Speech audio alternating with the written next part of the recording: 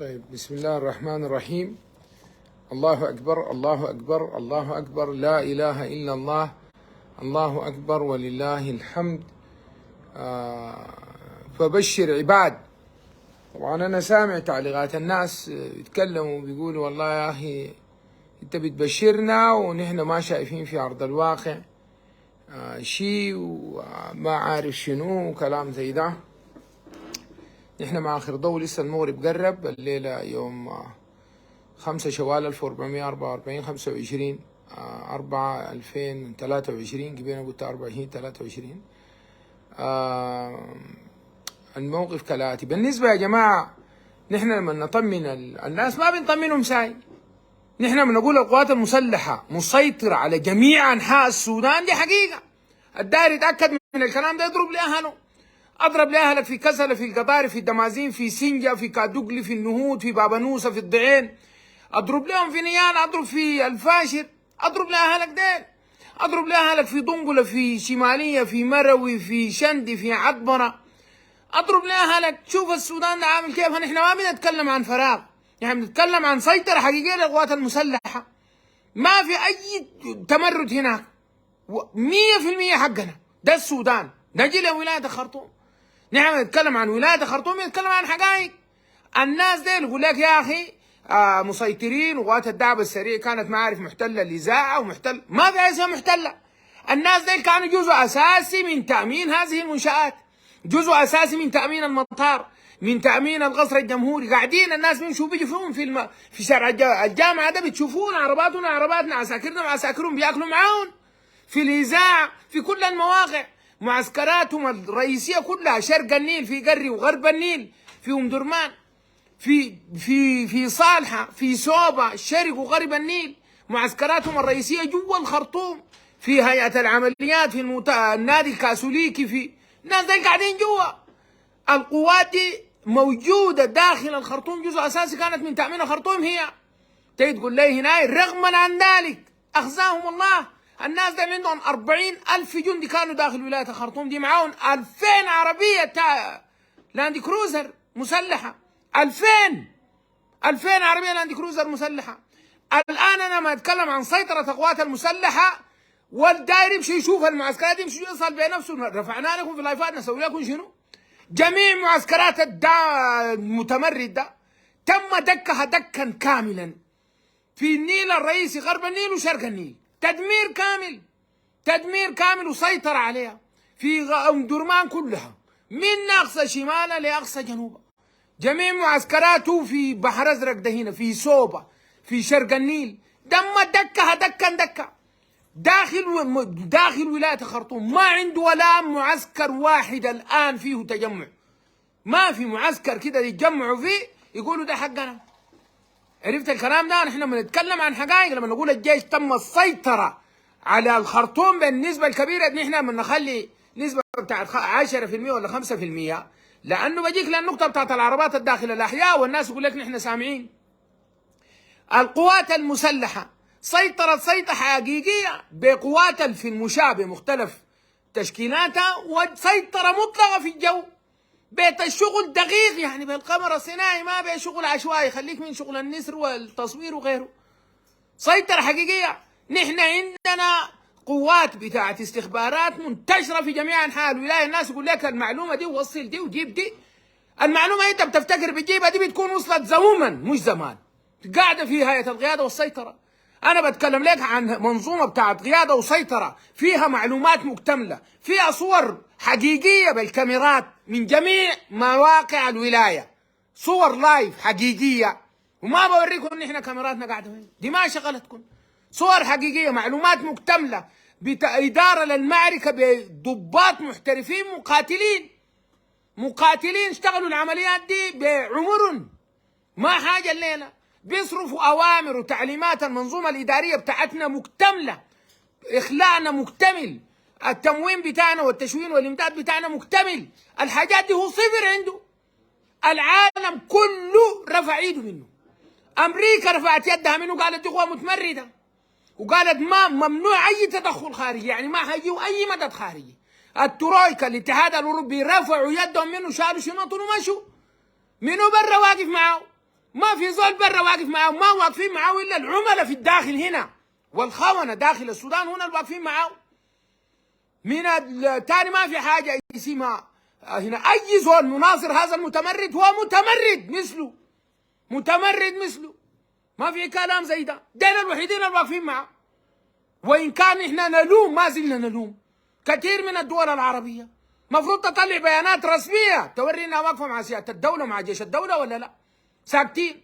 الدول الاوروبيه طلعت بيانات، امريكا طلعت بيانات، الاتحاد الاوروبي مختلف الدول طلعت بيانات، بريطانيا طلعت بيانات. إقبال شقانا هنا دايرين يستنوا شنو يعني؟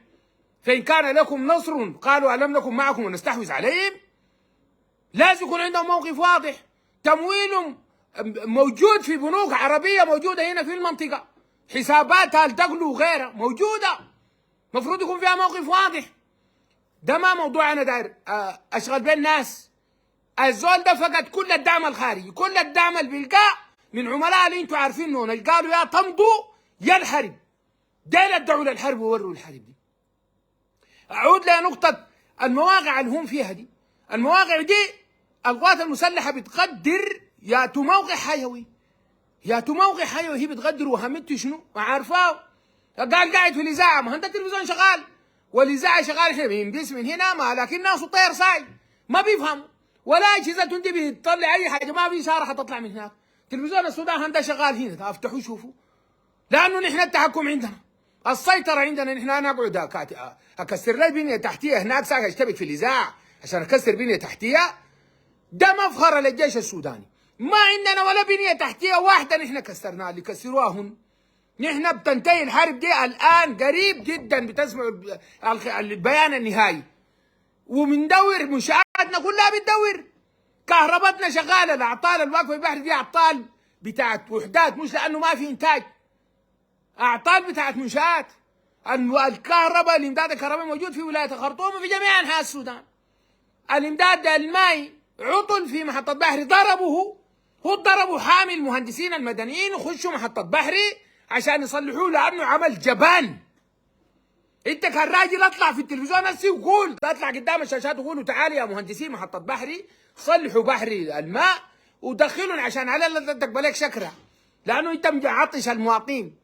اطلع الكلام ده وجيب ناس الكهرباء، جيبهم عديل بعرباتك، جيبهم صلحها، خليها تقبل لك حاجه واحده في وشك. انت المانع الناس دي اللي يخشوا.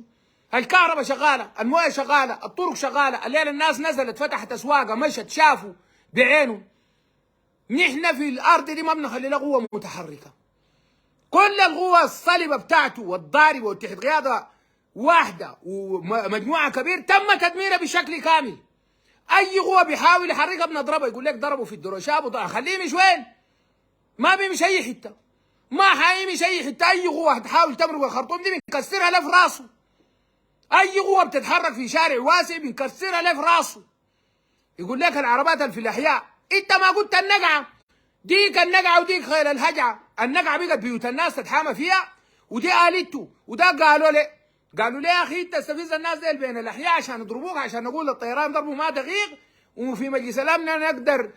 طبعا عندنا هناك 2 فرامل يد، واحده اللي بيجروها كده، واحده اللي بيدوسوها تحت زي حقت المرسيدس مش شغالين ليه؟ عشان نقدر نقول على الاقل وقفوا الطيران. ابدا، طيراننا دقيق وتو ذا بوينت وسمارت، ما في كلام زي ده، ولا بسمح ولا بيرميني في شرك زي ده. يخش وسط البيوت يجيبوا العربات ويتلبت ويقول يستفيز في ناسنا عشان انا اضربه. انا لو ضربت RPG هنا بين حيطه شارع كله 6 متر و8 متر ما بضرب بيوت المواطنين دي، بتعمل الانفجارات دي بتكسرها. انا غالبني القته بالطياره، انا ما داير ولا مواطن واحد بيته يتضرر. انا اضرب عشان بكره يوقف لي القوه الضاربه بتاعتي سلاح الطيران، ما بضربه. هيقعد شنو؟ خليه يستنزف ذخيرته دي تاني. عربيته دي بيشوينا ذخيره من وين؟ ضربنا كل المخازن بتاعت الذخاير حقتهم كلها، رغم انه عندهم عمارات مشترينها ومشونينها ونحن عارفينها وراصدينها وقاعدين فيها. عارفينها وين في شرق النيل، وعارفينها وين في السوق العربي، وعارفينها وين في نمره 2، وعارفينها وقاعدين شغالين ويركن ونت. غير كده اي عربيه الليله في درمان ولا في بحري ولا بتاع بتفيك طلقه تاني ما بتقدر ترجعها. ولعلمكم الصناديق اللي في عرباتهم دي بالمناسبه كلها قروش. ما فضلوا بنك في الخرطوم ما كسروا خزن وشالوها. خليك من خزن الناس اللي في بيوتهم.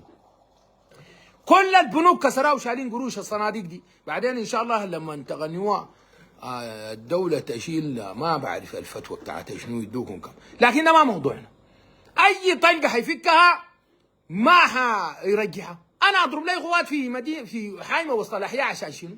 خليه يقعد هنا ما شاء، 4 5 عربات هنا، 10 عربات هنا، 15 عربية هنا، فاقد الاتصال. القاعد في بحري ما عارف القاعد في شمال بحري شنو، ولا في شرق النيل شنو، ولا في مدور، ما عندهم بينهم اي اتصال. فاقد كل ناس غادت نفسهم، عساكر غادت نفسهم، العربات خلاص انتهى، لا في قيادة، لا في سيطرة، لا في امداد، لا في إخلاء، لا في تشوين. جثث تعفنت بالمئات في الوحدة الطبية بتاعتنا اللي قاعدة في شمبادي. قريب 2000 جريح، جروح متعفنة، ما قادرين يعملون اي حاجه، ولا يقدر يعمل لي اي حاجه، ولا يقدر يعمل اي حاجه. انا اضرب لي وحده صحيه عشان يجي يقول لي ما انسان وما انسان يوقف الطريق، ما بشتغل بيها، خليها تقعد تضوي لي كده. ده شمبادي ما بنشتغل بيها، ما عنده اي سيطره على قوات، ولا عنده امداد، ولا تشوين، ولا عنده اي حاجه. انتهى الزول ده. انا ما نحن الجيش السوداني لن يضرب اي عربات منتشره في الاحياء، افهموا الكلام ده. ده شرك ونحن ما بنقع فيه.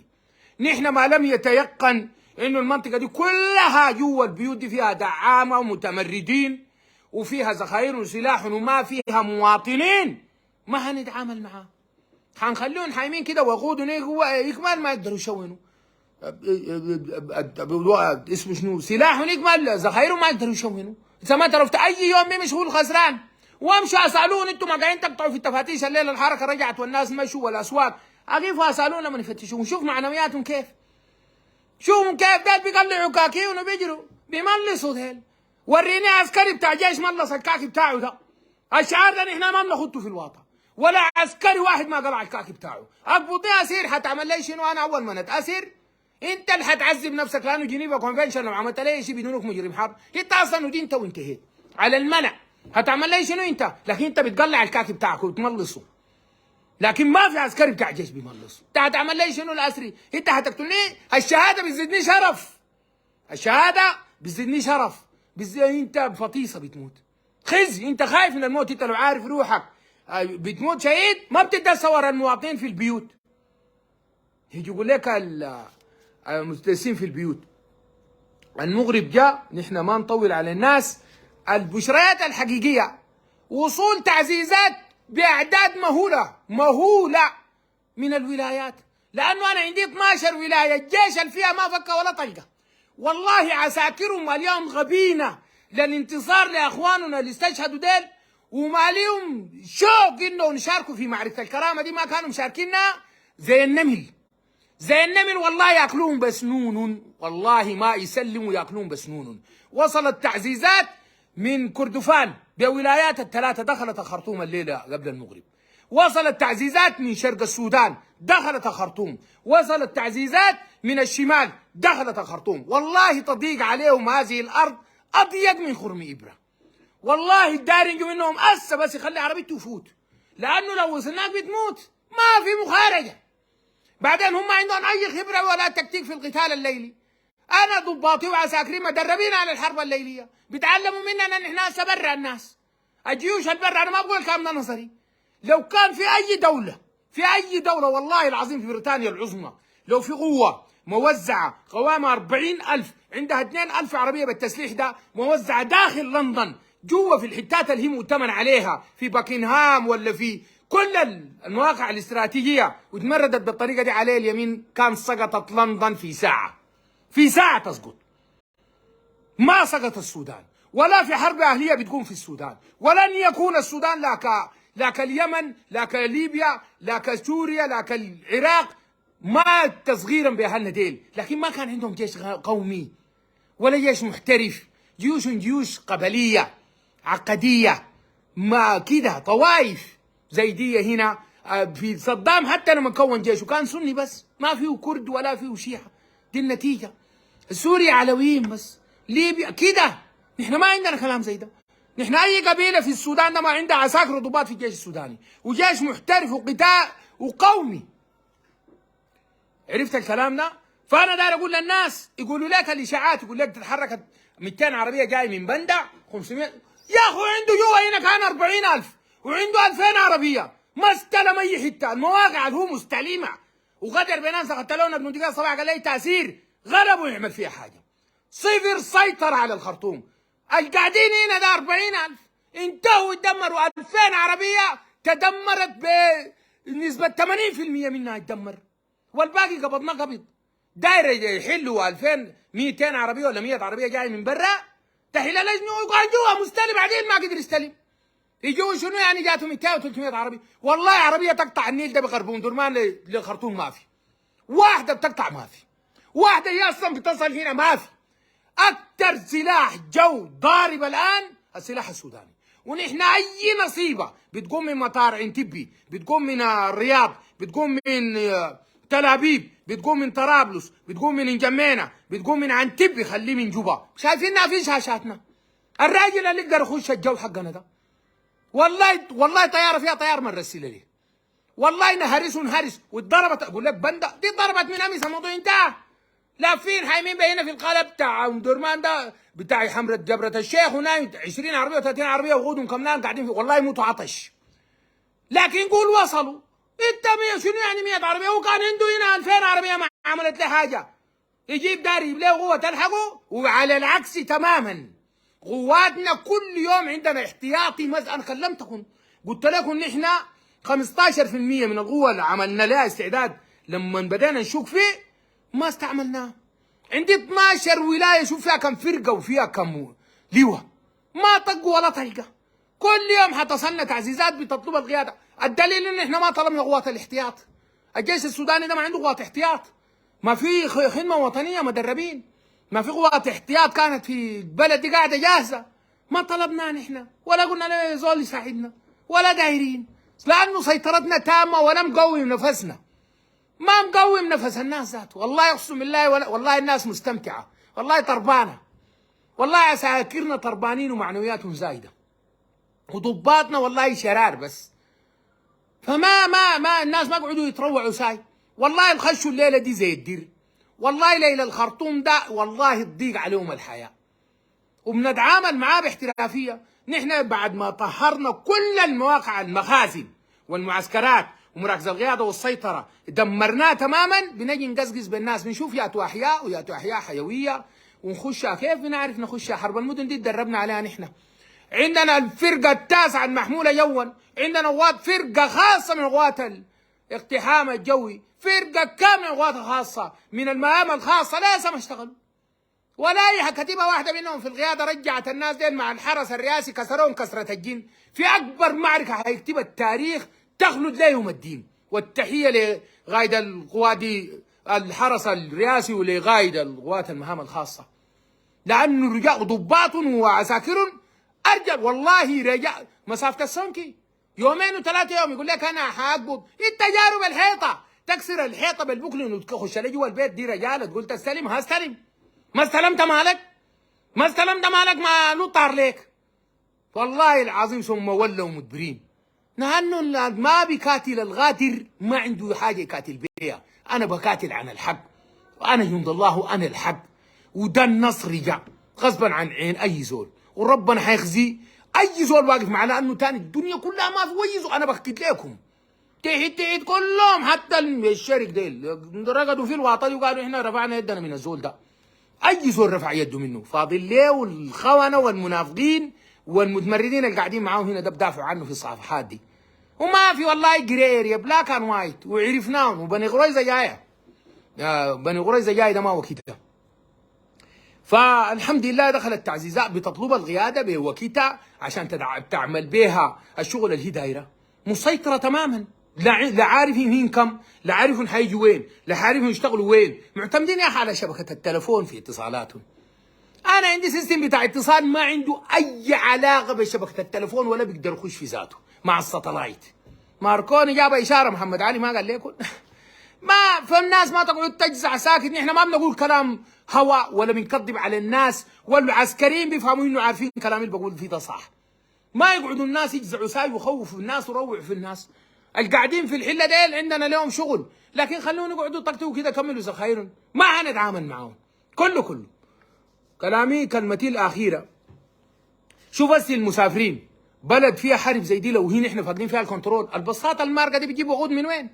ما ده الوقود متوفر في ظل الحرب، الوقود متوفر، بساط بتسافر قاطع على الدول، بتمشي مصر. طبعا مصر دي قبل كان في ناس قالوا دي العدو وده ما بعرف شنو وبتاع ونبذ وسووا قوه والشعب ده كله والديل ضدنا. هسه هم ديل ذاتهم نحن مراقبين انهم خشوا بهناك وقالوا وصلنا بسلام. ودي الذين وصلت بسلام، هسه عرفت عدوك منو صليحك منو؟ عرفتوا هسه دار تمشي مصر؟ والناس المسافرين مصر ديل مسافرين ليه؟ حتتكلف لك تذكره ب 150,000 و200,000 وتمشي تأجر شقه في مصر ليه؟ امشي الجزيره دي، امرقه هنا، ده امشي شندي هنا، ده امشي اهلك هنا في الشماليه، وامشي شندي ده لو انت خايف. لو انت خايف امشي اجر بربع القيمه دي وعيش ملك، كان دي شقك هنا في مدراك ده ما في زول وصلها. لكن انت دار تمشي وين؟ يقول لو كنت يدرككم الموت ولو كنت في بروج مشيده، انت لو الله كاتبك في الكوته بتاعت الناس اللي بيستشهدوا وبيموتوا هنا بتموت. كم زول قاعد جوا اوضته جاته طلقه قتلته ومات، والاولاد الشباب حقين الشعب السوداني ده لافين مع الضباط والاشتباك والذخيره مولعه، ما فيهم زول مات، فطروا في الشارع ما في زول مات. الموت ده يا دكتور بالاجل، المحد باليوم بالاجل، الكاتبه لك الله والله ما بجلي، ما تقعدوا تخافوا ساكت وتجزعوا ساي، والله تمشي هناك تلحقك الطلقه هناك تموت. والله تلحقك. والله انا بتذكر كنا في متحرك اسمه نصر الله، فبعدين في حاجه طبعا الصندوق انقسم شويه، بقى في رتل اداري ورا كده معاي يعني زميلنا ابى يشتغل دكتور وبتاع وقال بيقعد هنا، مشينا المهم قدام اشتبكنا وهناك. ففي الاشتباك ربنا داري دي درس، هم على بعد 4 كيلو غابه، الدوشكه بتاع العدو ضارب فينا نحن في الموقع القتالي. المعلومه جاتنا في طلقه بتاع الدوشكه جات مشاق الغابه دي 4 كيلو شجر وبتاع، وجات في نفس المحل اللي فيها الطبي ده كويس، وضربت الزول جنبه عسكري جنبه، دخلت بهنا مرقت بهنا وقعت هنا. يعني العسكري ده لو قاعد هنا ده متر ما ضربت. الله ما بجلي، الله برسل، ما تقعدوا تخافوا وتجزعوا ساي. والله كان الله كاتب لك الموت بطلقه بتموت في بيتك في برج بتاع. نحن قرآننا ما لعب، قل لن يصيبنا الا ما كتب الله لنا، ده ما لعب ولا هزار، ده دين، ده قرآن. لن ربنا قرآن قال كده، قال لك قول كده، قل لن يصيبنا الا ما كتب الله لنا. انت معناته شايف الله كذاب؟ انت ما هو ما مصدق. انت لو مصدق ما بتجزع الجزع ده وداير اسافر وداير مش هون حيعمل شنو يعني؟ حيخش البيت حيعمل لك شنو يعني؟ وبعدين من مات دون عرضه فهو دون ماله فهو شيء. انت دار تموت من وين؟ زول تقول لك خش في بيتي وكسر الخزنه انت دار تموت دفاعا عن منو؟ انت بتين دار تدافع؟ ده ما صايل. الجهاد والمرأة والطفل والهنا المفروض تدفع، ده جوا بيتك، انت حتدافع عن نفسك 200. انت كم ما تموت في خزنتك ده عشان في شرف اكتر من ده. انا عايز انا بعد الذله دي لما نيجي قدامي يكسر بيتي ودكاني وخد جوا بيتي ويبغى بناتي وانا قاعد، تخاف من شنو انت؟ ما بيعملوا الكلام ده ولا اي حاجه. عملوا في بحر ده لانه نحن قلت لك ده الطبي حقهم ما دارين نسالون الفيشن بعدين، لكن خلوهم تاني الليله من الليله وقدام خلونا يخشوا لهم بيت، شوفوا الناس يعملوا فيهم شنو.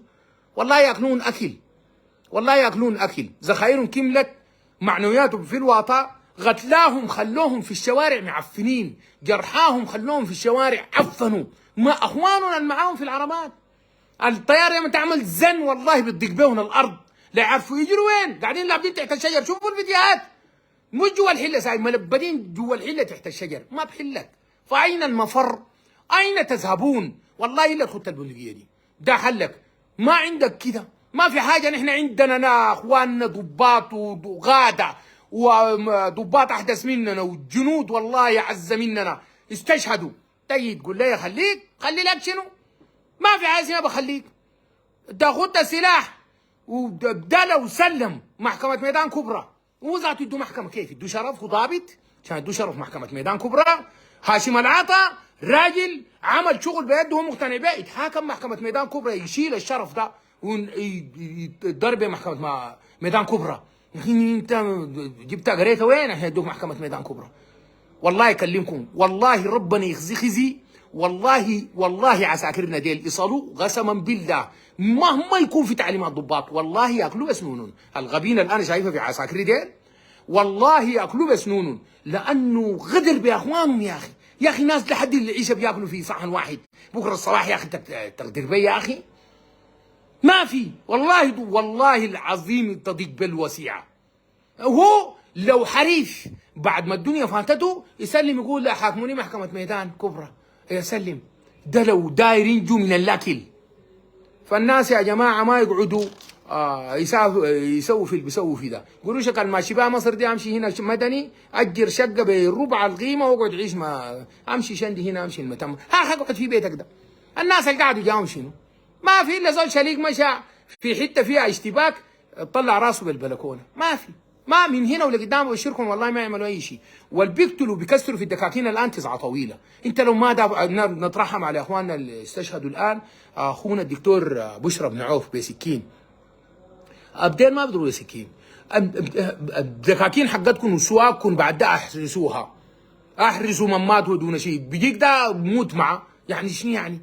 ما موت انا في زول بيموت ناقص عمر؟ والله الايمان بتاعكم ضعيف اقسم بالله ضعيف. انتوا شايفين الله كذاب ما مصدقين. ما مصدقين الله. ما مصدقين انه ما اصابك ما كان ليخطئك وما اخطاك ما كان ما مصدقين الكلام ده. شايفينه خيال. شايفينه خيال. وانا قبل صاحب قلت لكم اي زول لاسه في قلبه خوف ايمانه ضعيف وما تاب. تتوب من الله الله بنزل في قلبك ده السكينه. امسكوا لي في حسبنا الله ونعم الوكيل. نحصل صلاة الجماعة وربنا يدينا ويديكم العافية وأبشروا بنصر الله وفتحه. النصر انتهى. خلوا الناس يشتغلوا شغلنا المهني والله شغالين شغل والله متعة متعة والله عساكرنا مستمتعين وهم في الشغل. شغل مهني والله يضيق بيهم الباقيين ده اللي لقيته لقيت. ما تقعدوا كل مرة تسمعوا لي يعني نخليهم جارين في الشارع الطيارة ما تضربون يعني؟ ماشيين المصنع ما نضربهم يعني ولا شنو؟ تقول لي ضربوا ما يضربوا. قاعدين في الحله وبيطقطقوا ما يطقطقوا وحيعمل شنو يعني؟ هو حيمشي وين يعني؟ افهموا الشغل افهموا الحرب يدوروها كيف. يديكم العافيه.